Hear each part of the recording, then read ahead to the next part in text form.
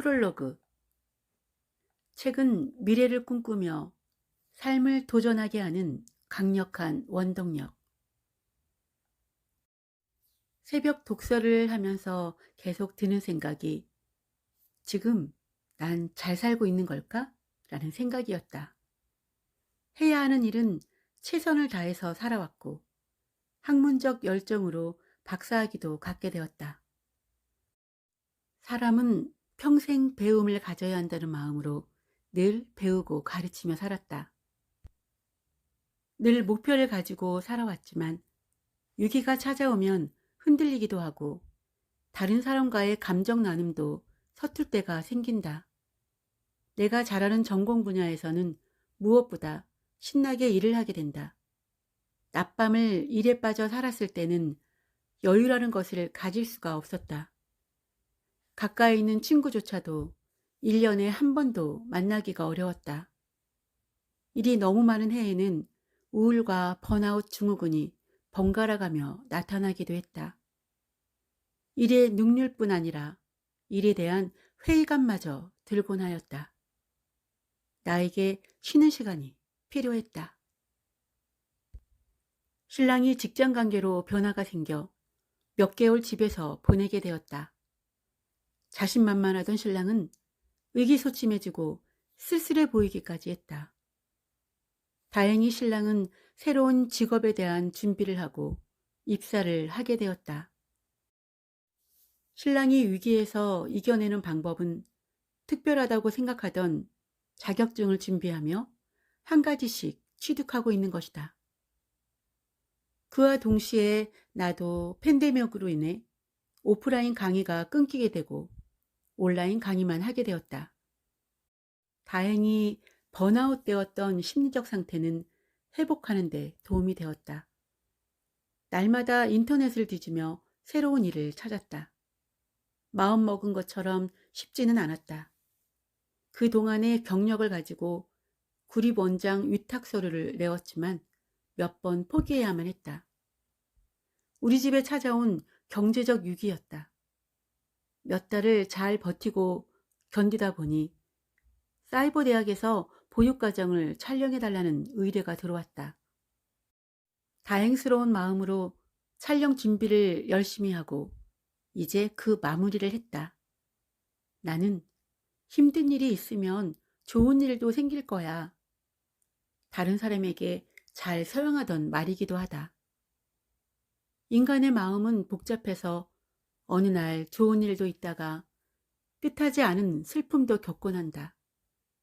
지금까지 살아온 나의 삶을 되돌아보는 시간을 갖게 되었다.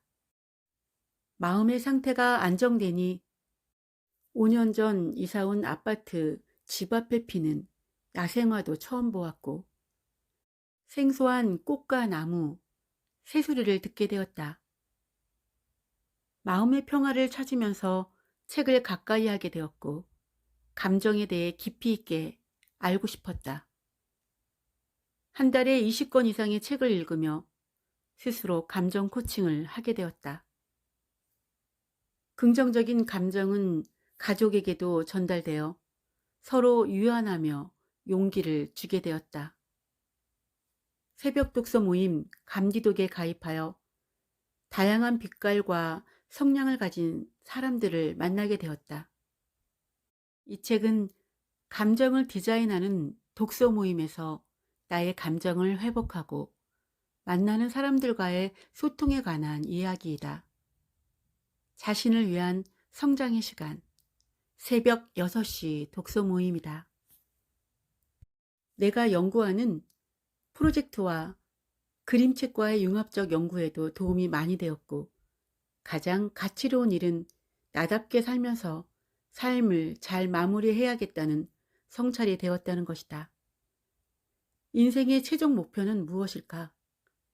30세까지의 삶, 60세까지의 이모작 삶을 어떻게 수확할 것인지, 61세를 맞이하고 100세 시대의 나의 삶은 어떤 모습일지, 어제 잘 살았다면 오늘은 준비된 하루이며 미래를 의미 있고 가치 있게 펼쳐나갈 것이라고 확신한다.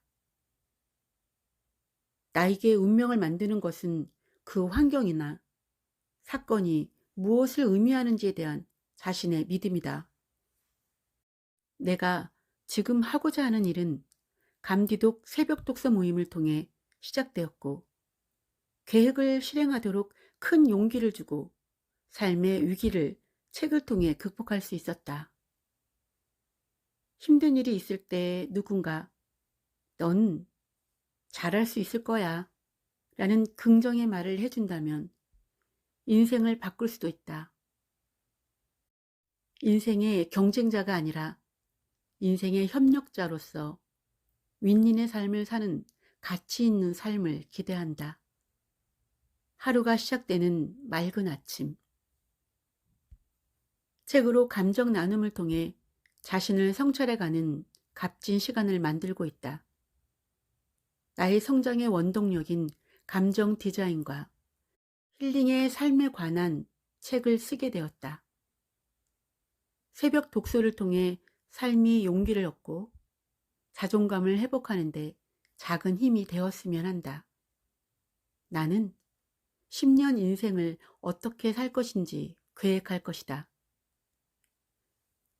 나의 결심이 오늘 최선을 다하게 하고 미래를 꿈꾸는 사람으로 만들기 때문이다. 삶을 도전하는 자가 아름답지 않은가?